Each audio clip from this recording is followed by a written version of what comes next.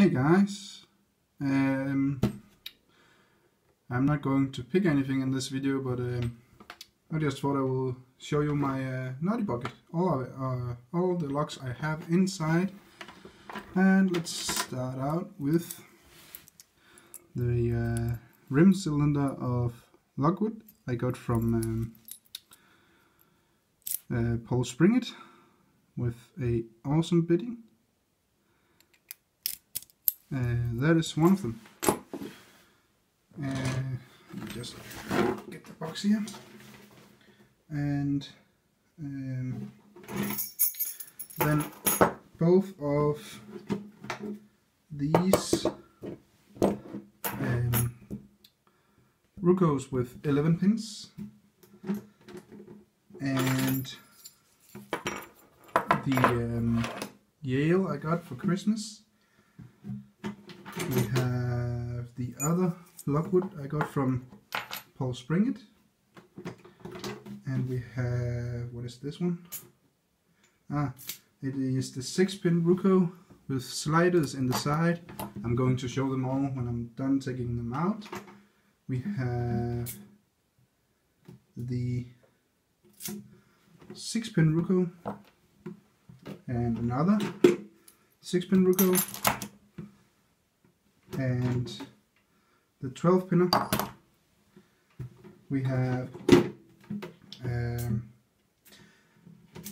5-pin Ruco. We have a Basta bike lock. We have a Volkswagen ignition lock. And we have a Volvo door handle with a lock-in. We have my Vison Setcon. We have one of these for example a bottle of wine or whatever you put it on. We have a little wafer. This one, I don't know why I can't open it, but I can't. Then we have two of these Yale locks. Sorry, Yale, where did that came from? Let me try that again. These two from a Ford car. They have nothing to do with each other, but two of those, I don't have the tools for them yet. Then we have a 5-pin tubular lock, and I can't tension this yet. I don't have the goat. That's all I have in my naughty bucket. None of these have I been able to open before, not without the key in anyway. This is simple. I don't have a tool to tension with. And I have tried a few things, but I can't get any of them to work. So right now I'm stuck on that.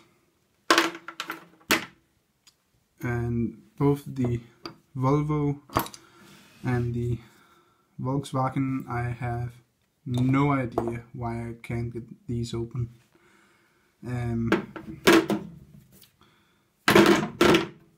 Sorry. Then we have this. And that should be a wafer lock. I just can't understand I can't open this. It's an old one. It could be because it's rusty. It could be rusted up inside without me being able to see it. So no idea there yet. Then we have this thing. Now it's probably not that hard, but I have not really given it some time to try it out, so probably not a big deal. These are very clear. It's because I don't have the tool for it, but I do have a bunch of keys for these, which is usually enough because it is just like a master key. If you have one, you can open most of the cars.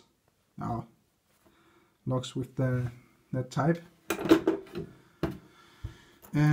A wafer, which I can't understand why I cannot get open. wafers are usually very easy, but this one honestly pissed me off a little bit. I can't open it, but it will come at some point. A 5-pin Ruko, which is actually not the worst pitting I have seen, but it should be able to be picked. It should also go both sides, but it does get stuck sometimes. Yeah. Then we have these two 6-pinners, and the bitting on this one is fantastic. And this one, not bad,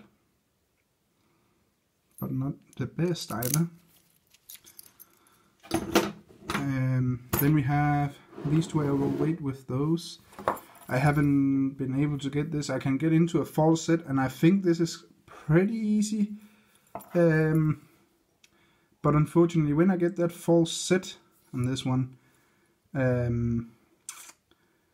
I can't really get any feedback, and I think it's because I don't have a short hook anymore, and I can't feel the right places or something, because my picks are either too high, too low, or too thin. Something is definitely wrong. But when I get a new short hook, I will try and get this open again, and I'm sure I will get it open. Then we have the two Lockwoods. This one first. I have tried to take this one apart and pin it up with only 4 pins, and that is easy to pick. It's first when the 5th pin get in, I can get it open, but it will come. Keep trying and it will come. This one, however, I have no idea, but the first cut is almost not existent. It is almost not there. The Bison, I would say I'm usually pretty good at picking these, but this one it's just like all the discs is stuck as soon as I put tension on. So so far I haven't been able to figure out how precisely to do it. So that has shown to be a good fight. The 12-pinner, which someone, I think it was on Reddit, said that it is not a 12-pinned lock, but I can only go out from what the locksmith I got them from told me until I am sure. And then the 6-pinner with sliders in the side. That will also take me some time, but I keep trying. And then we have these two 11-pinners, and for that I actually tried something, because I got 6 keys for it, or for both together for both, and it's the same key. So what I did was I made a bump key, but unfortunately I can only get a tiny false set. It's not really a false set, it's just when the pin gets stuck in the either undercuts or serrations, or frettings, or whatever it's called. But this part down here works fine. It's up here, it doesn't. They get cut and then it will not open. So, but because I know pins are getting set, this is actually functional, I think. Not pretty, but functional. So I keep that with all of the other Ruko bump keys. That is for those, and this is for 6-pinner. And then I have all of these for 5-pinners. These two are real keys. I haven't been doing anything on these. These are very high. These are quite normal height. And then these 3 homemade, which also have some different heights and stuff. It's so I have some different bump keys to try out. And I have that in some different brands for different keyways. And when I use a bump key and I put it in the keyway, I have this little tensioner I use.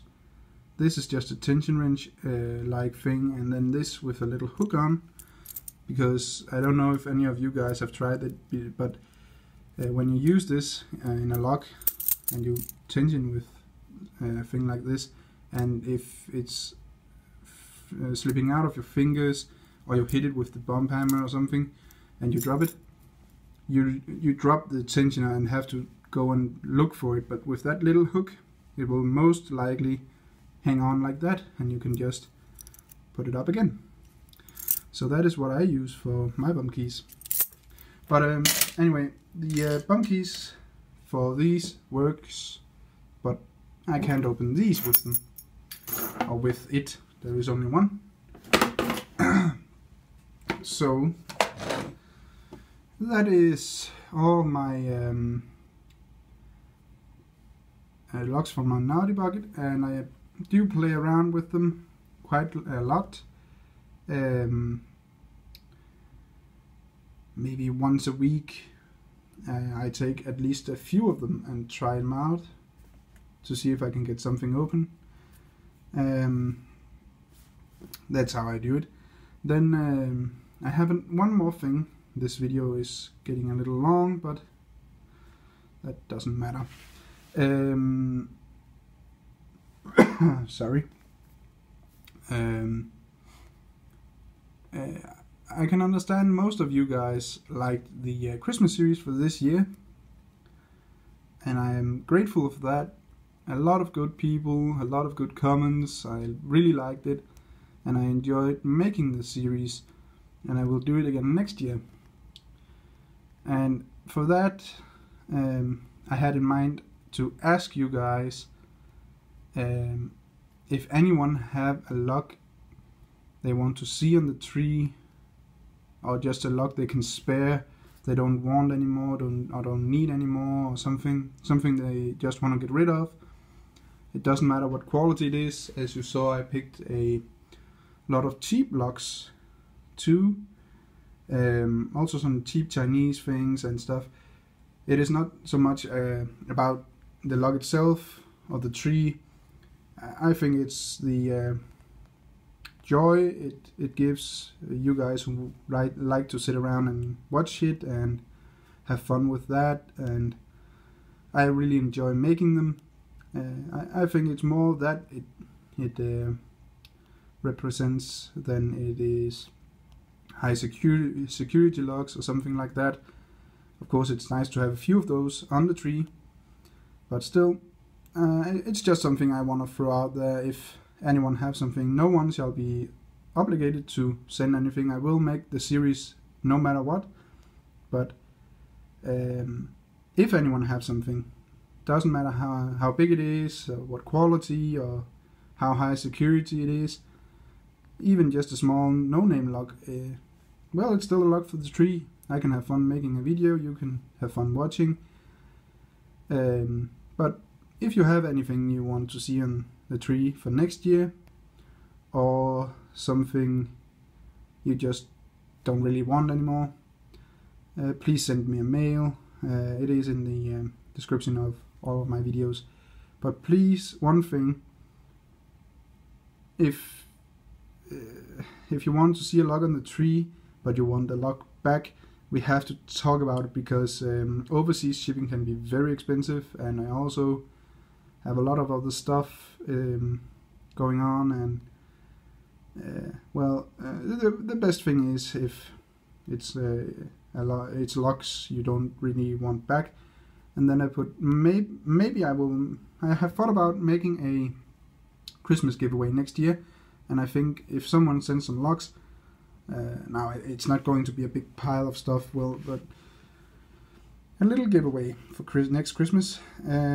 And if someone sends some locks for the tree, I may put some of those in the giveaway. So if someone wants to send anything for the tree for next year, at some point in the following year, please note, don't send locks you want back, because they may end up in the giveaway.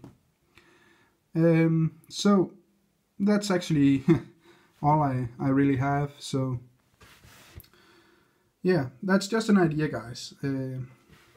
But that's all for today, guys. Thanks for watching, and have a good day.